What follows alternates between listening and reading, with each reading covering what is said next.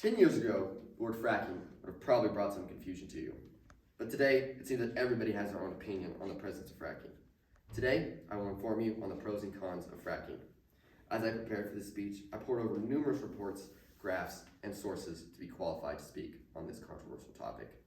I will do this by informing you about the process and efficiency of fracking and the economic strength that comes with fracking, but also the harsh environmental impacts and the negative societal impacts. Before I jump into the pros and cons of fracking, we need to clarify our terms. Hydraulic fracking, also known as fracking, is a drilling process that targets shale oil deposits under the surface. The initial process involves horizontally drilling into the Earth's surface. Once the well is complete, a mixture of water, sand, and other chemicals are shot through the hole at high speeds, cracking the rock and oil deposits down below. After that, another chemical is sent down to hold the cracks open so extraction can continue for 2 to 4 decades. My first point is a large argument point for the pro side of fracking is the efficiency and lifespan of the fracking process.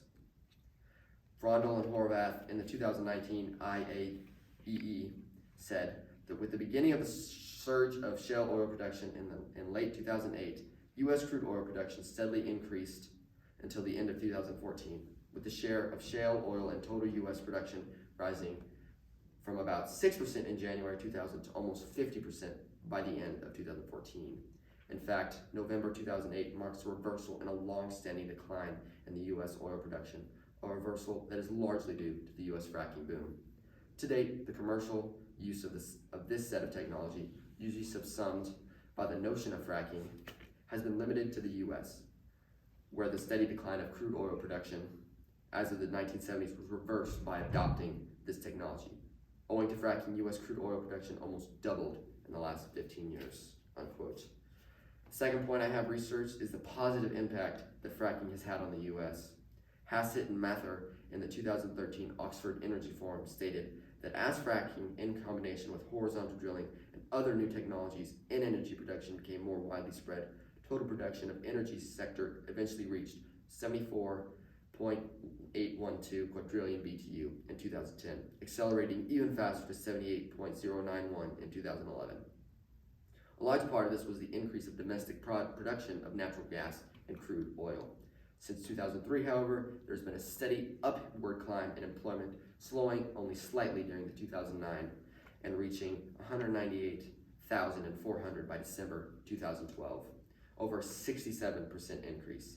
As other industries have sputtered in the aftermath of the 2008 recession, oil and gas have been a remarkably bright spot in the U.S. economy, with the employment at the end of 2012 at its highest since 1987.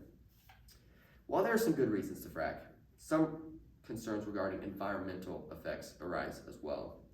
Jackson, Van Gosh, Carey, Davies, O'Sullivan, and Petron in the 2014 Annual Review of Environment and Resources state that measurements have shown enhanced concentrations of methane, non-methane hydrocarbons, and air toxins. The observed air toxins include H2S in sour gas and oil-producing regions, methanol and antifreeze additive, higher molecular weight alkalines, and compounds known or suspected to cause cancer or other health effects, including the aromatics that comprise BTEX. The reactivation of faults from hydraulic fracturing, wastewater disposal, and other processes such as CO2 sequestration occurs by increasing the pore pressure and therefore reducing the effective stress within a fault zone. This increased pressure allows the elastic energy stored in the rock to be released more easily, much like removing weight from a box makes it easier to slide along the floor. Injecting fracturing fluids or wastewater underground can intersect a fault zone directly or transmit a pulse in fluid pressure that reduce the effective stress on a fault, unquote. So along with this environmental impact of fracking, there are also some negative societal impacts as well.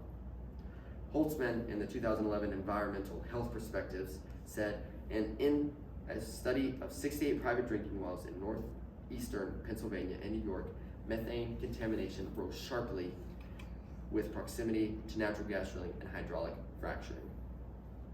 The average methane concentration in shallow groundwater and active drilling areas fell within the defined action level for hazard mitigation recommended by the U.S. Department of Interior, and the maximum was well beyond that threshold, according to the report. Short and Slauja in the 2016 GeoForum quoted someone as saying, "I'm opposed to the application for a number of reasons, but perhaps what concerns me most is the potential for our peaceful countryside to be disrupted with drilling noise and thousands of HGV vehicles, movements, and general site activity. The place just won't be the same." So in conclusion, the efficiency and economic impact of fracking are hotly debated with the negative environmental impact and negative societal impact. I hope that after hearing this speech, you understand some of the pros and cons of hydraulic fracking, and that fracking isn't a cuss word, but a controversial topic that has been discussed heatedly for the last decade.